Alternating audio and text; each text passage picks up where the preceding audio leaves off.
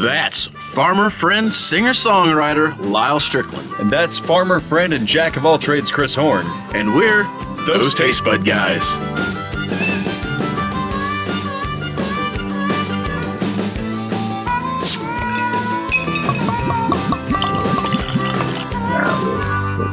Figure it out. What don't say? Yeah, I won't mention it. I think the distillery makes quite a few of them, but anyways. Hey guys! Welcome back. Alright. We realized we'd made a major faux pas. Yeah. We have not touched this alarmingly popular whiskey. So we've had this bottle of Buffalo Trace for, I don't know, a long time. Yeah. And we opened it the other night. After we opened it, we was like, have we never done this? How have we overlooked Buffalo Trace of all whiskeys this long?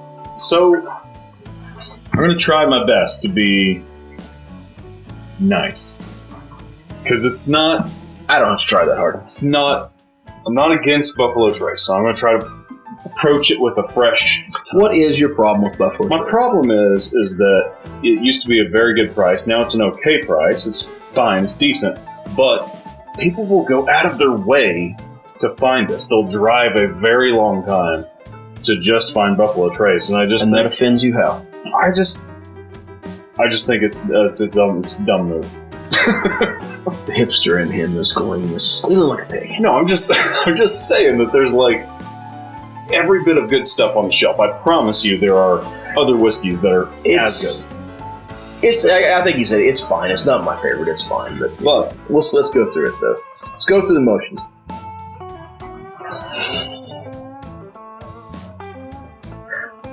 All right, the big notes I get off this besides the alcohol is this kind of lacquered old whiskey smell. Yeah. And a butterscotch. That's the two number one things that comes off there for me. And then under there, I know somebody else has cherry is what a lot of people say, and I don't really get that Buffalo Trace, but maybe those cheap maraschino cherries, the ones I also dislike. Is that where we're going? Is that what we're doing here today? The episode. I could see those kind of cherries. I also get a little bit of like lemon flavor, like fake lemon scent, like you find in like a.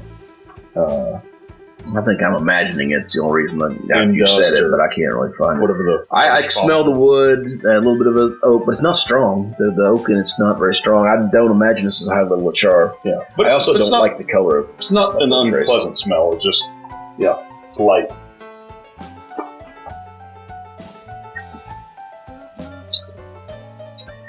Tastes fine though. Mm-hmm. So that's the thing about it. It's a good whiskey. I mean, there's nothing... Well, I don't want to say nothing offensive.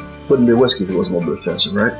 But it's... I don't think there's nothing special about it. I don't think there's nothing amazing about it. I always have, but it's good. It's solid. It should be a whiskey that you can grab anytime and do anything with.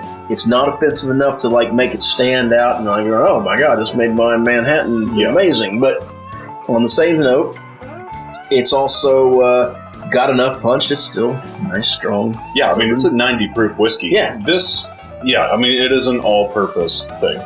Cocktails all day long, on the rocks. I didn't pull myself very going out. Sam's used to have this years ago for like $14 a bottle.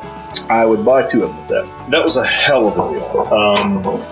Just a hell of a deal. I think there's somewhere in the 20-ish, low 20s now for at least our area.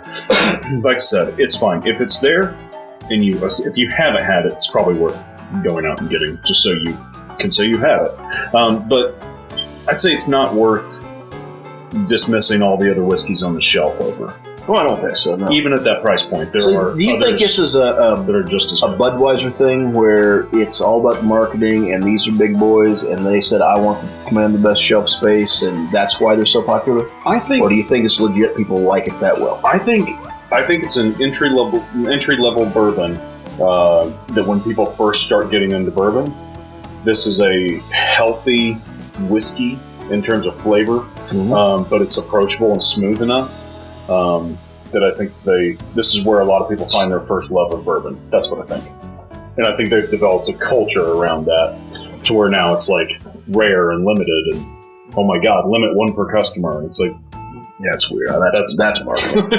Okay, we didn't really hit on the tasting notes on it a little bit for anybody that wants to know what we think we taste, which is probably not accurate, but you know. The butterscotch I was talking about does still come through on the very front. Yeah. And there's like this sweet candy there and a little bit of almost a cinnamon note. It reminds me of Red Hots without all the cinnamon. Mm-hmm.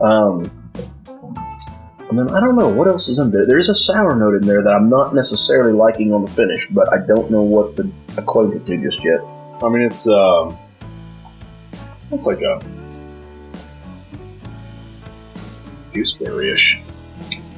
I've never heard that in a... You know, I'd love like this gooseberry beer. That'd be an interesting thing. Yeah.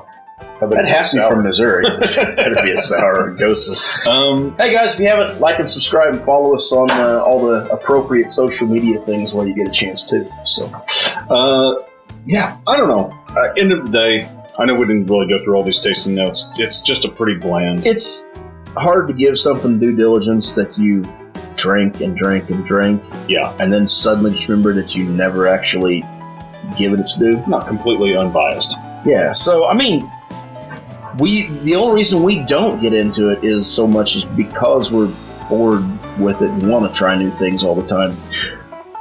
Don't want to dissuade you from trying it, for sure. Yeah. So, all right. Until next time. Whether it's the whiskey glass you poured it into this time, the food you're eating, clothes you're wearing, or the people you're meeting, grab a buddy and try something new.